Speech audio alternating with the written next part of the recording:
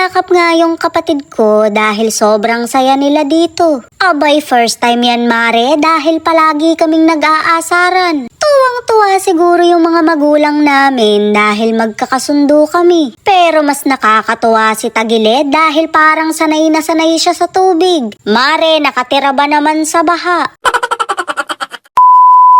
Nandito nga kami sa El Nido at magwa-water activity kami. Dumaong muna kami sa isla kaya tamang tambay yung mga kapatid ko. Ring at mukhang naglilisa pa yung isa kaya hindi ko iniistorbo. 3 times a day kasi siyang magsuyod, mukhang hindi niya nadala.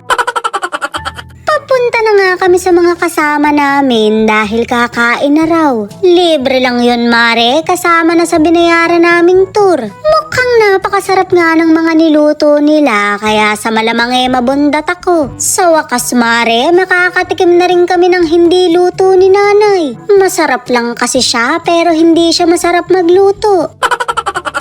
Shoota mare, pinapakita na ng pamilya ko kung sino sila. Huling-huli yung nanay ko, mukhang gusto ring tumikim ng hindi niya luto. Syempre yung luto pa rin ni nanay yung paborito namin dahil the best yun. Baka magsipagsisi kami kapag hindi na ulit namin matitikman yun. Kaya kahit gaano pa kasarap ang ihain sa amin, yung tinulang lasang sinampalukan pa rin niya ang pipiliin namin. O diba, kumakain lang kami, kabod na lang siyang nawala.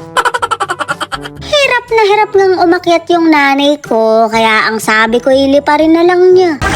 Ay nanay, yari ka. May Ano mo ka? Hindi ka kay tatay, kukondikan ka. Gago naka-video daw. Eme lang mare, napakabait lang talaga nila captain dahil tinutulungan kaming umakyat. Ring at naghaharutan na yung mga kapatid ko kaya nakikitawa lang ako.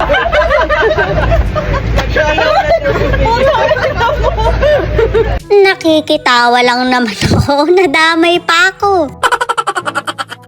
Nga yung sunod naming hinintuan at napakalinaw ng tubig. Grabe talaga sa ganda, parang ibig ko tuloy mag-swimming. Kaso mare, naalala kong hindi nga pala ako marunong. Kaya naman nag-rent na lang kami ng kayak para malibot yung ganda rito. Pangalawang beses ko na rito pero talaga namang babalik-balikan pa rin. Ngayong naging trentahe na nga ako parang nahihilig na ako sa paggala. Pakiramdam ko kasi tumatanda na ako kaya dapat paminsan-minsay mag-enjoy. Syempre walang maiiwan sa pamilya kaya lahat tangay-tangay ko. Wala nga lang si tatay kaya sa susunod hindi na ako papayag. Pag sinabing walang magbabantay sa aso siya yung tatalian ko. Mare, baka kasi yung aso talaga ang amo.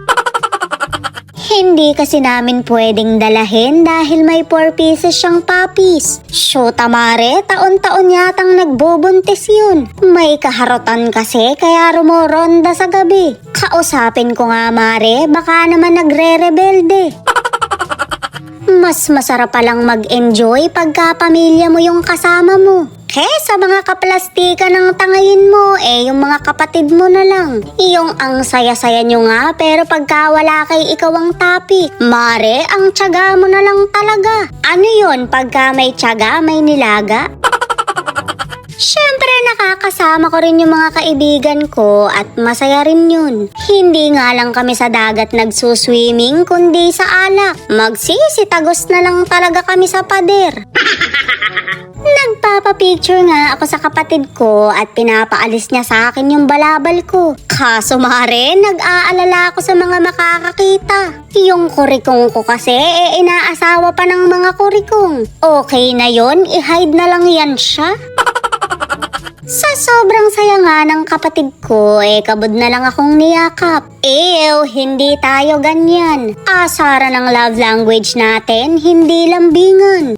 Ring at pabalik na kami sa bangka, kaya nagsasagwa na si Akla. Sanay na sanay talaga sa tubig dahil nakatira siya sa baha. Pero don't worry dahil ate is here. Sinalba ko na siya mare, kaya tuloy ang flood control ko.